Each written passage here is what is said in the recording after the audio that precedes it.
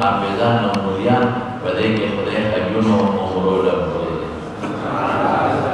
وی دا څنګه مې په څنګه نه پوهېږم نوې مو شپېتاویا زره تنخوا اخلو او میاشتې ته پرې نه رسو او ته به په پنځه شپږ زره تنخوا کې موږ حجونه عمرې کوو دا به څنګه او ډوډۍ پکې میلاوېږي مې بلکل راته ما سره یو څلور پنځه ورځې وکړله د تا د غوښو نه سیکل نه شوې که نه او چغې دې ونه ویستې چې نورې غوښې نه خورم مهرباني وکړئ ټیپر مې پر راوړی نو زه به جوړ مې حلوا څومره خوږ شی دی او خلک یې په مینه وکړي اخره کې به حلوا پلیټ لم ټیکه ورکوي چې خېټه مې پرې ستړې شوه بس دی نور حلوا نه وي دا څنګه مې په څنګه نه پوهېږم خو دا حقیقت دی چې داسې لکه ما شو خوانا د جیب یو پنځه زره روپۍ راووست او ما له واپس راغی ما له یې راکړې وي مولوي صاحب دا د ما طرف نه هدیه ده دا ته ملکه ما ویې ډېره ښه هدیه قدرول سنت دي نو بیا مې ورته وکړې مې باباجي وکړې ودرېږه نو ودرېده مې ته اوس څه وې مې دا څنګه ستا د جیب نه خدای راوویستې او زما جیب له یې راوستې دا څنګه شوه که روزي د چا لاس کې راووایې داسې نه شوق سره رزق چا سره وما من دابة في الأرض إلا على الله رزقها ومخدد مکه چې څومره ګردن د شی دی د دې روزي الله سره ده بلکې معنی دا ده چې بل څوک نه ورکوي مګر څوک یې ورکوي الله بې د الله نه بل څوک نشي ورکوي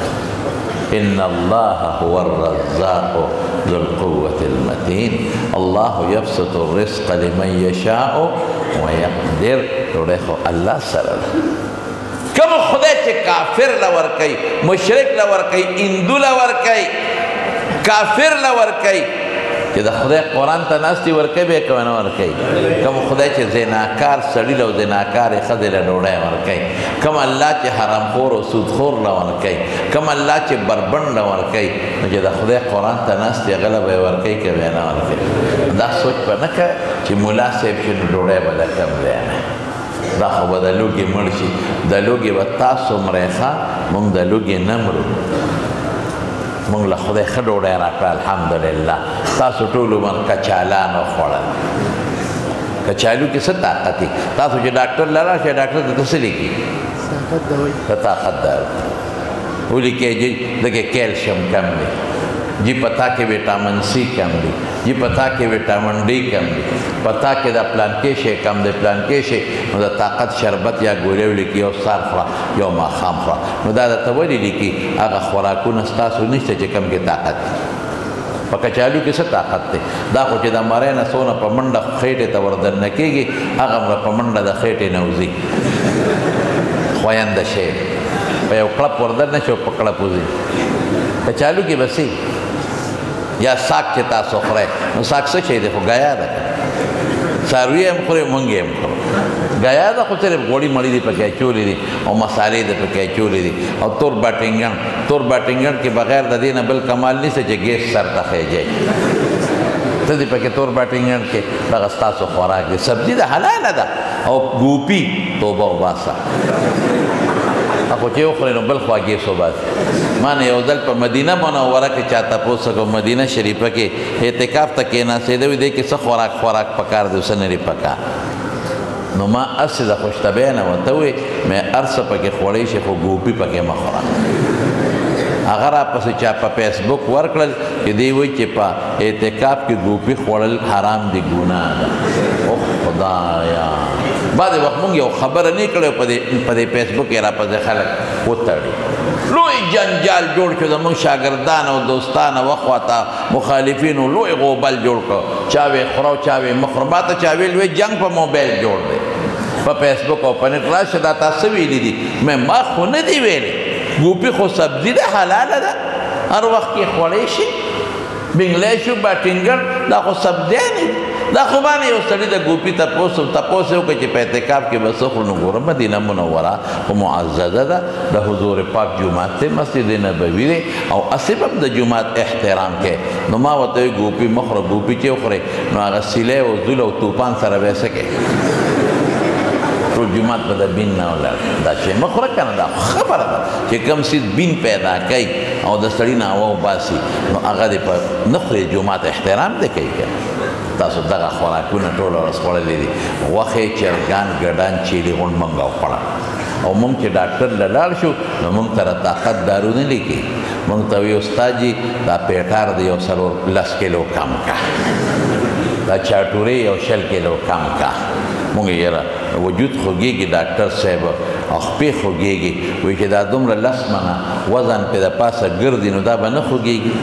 وزن کم کا د طاقت دارو لیکوي دا شته درته کم کم ته لا نور طاقت غواړي روزي له چا لاس کې راووایه کم الله چې خپل دشمن له ورکوي نو چې قرآن ته ناست دي ورکوي به که به نه ورکوي کم خدای چې خپل دشمن له ورکوي نو چې پټکې یې په سري ګیره یې په مخه ویدان دی تسبیح یې په لاس کې دي ورکوي به که به نه ورکوي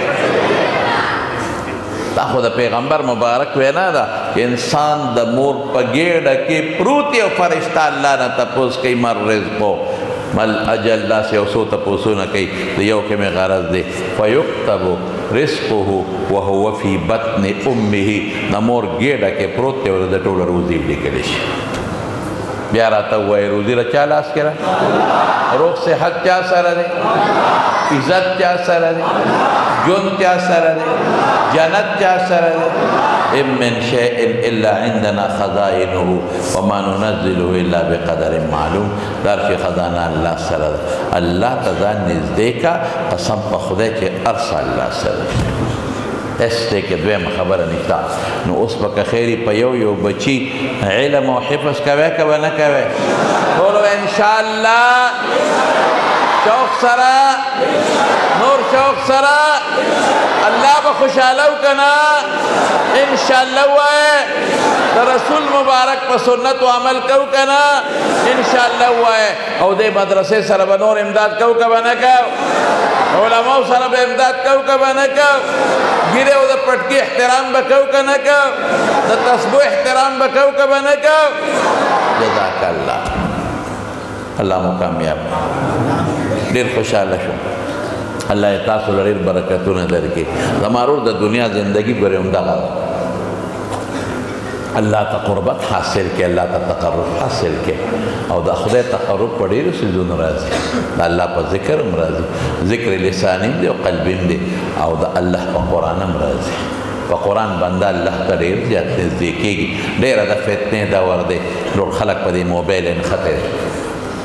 او په دې کیمرو پسې نښتي دي دا خلک بل کار د خلکو نشته زما وروڼه دې په دې تسبیح لاس کې راوالی د خدای قرآن په لاس کې راوالی پخوا بس جومات کې خلک کېناستل چې مونځ به وشو نو چا به د قرآن تلاوت کو امام صاحب هم د قرآن تلاوت شروع کړه ماشومانو ته به یې سبقونه خوړل او څوک به چې چا له قرآن نه ورته تسبیح به یې راواخلي ذکر به یې شروع کړه اوس چې څنګه مونځ وشي نو وروره موبایل راوباسي په جومات کې هم راوباسي او کشه یا کشو کشن او چې امام صاحب ډډه ووایي محراب ته او شا کي نو هغه خپل راوباسي ټول وی غم کې خلک مبتلا دي منډې دي بس موبایل دی او موبایل دی خلک یې د دین نه مو ایستل مخکې به خلکو سره تسبیح وي چې جیب ته به یې ګوتې دننه کړي دا تسبیح مذکرې دي نو خدای به ورته رایاد شو اوس د تسبیح په دی چې جیب ته ګوتې دننه کړي نو موبایل مردار سره وجنګېږي نو موبایل راوباسي دا لویه فتنه را په خدای مې د قسم زمونږ ټول مولیان او ټول طالبان ټول صوفیان او ټول شیخان ټول په موبایل په غم اخته دي تلاوت د قرآن شریف پاتې دی ذکر پاتې دی خدای یادول پاتې دي نو زما وروڼو ټول به کوشش کوو چې موږ خپل رب خوشحاله کړو خپل رب خوشحاله قسم په الله دا هر څه نعمتونه موږ له دا خپل رب راکوي او موږ د خپل مبارک پیغمبر سنت او طریقې خپلې کړو د دې بهترین علاج دا دی چې مدرسو سره امداد وکړي خپل بچي عالمان کې او دیندار کې او دې مدرسې سره به د زړه د اخلاص ته انشاءالله مدد کوئ ښه دا ګوره نوجوانان علما دي مولانا شهزاد صاحب زموږ د علوم حقاني فاضل دی او ښکلی عالم دی الحمدلله مولانا جانزیب صاحب دي دارنګې ګڼ شمېر مدرسین دي ستاسو بچو ته قرآن او دین ښایي په دې به قدر عزت کوئ الله هم کامیاب کا الله یې دې مدرسې له برکتونو ترقي ورکړي مولا یې تاسو له د دواړو جهانو خیر او برکت درکړي وآخر دعوانا ان الحمد لله رب العالمین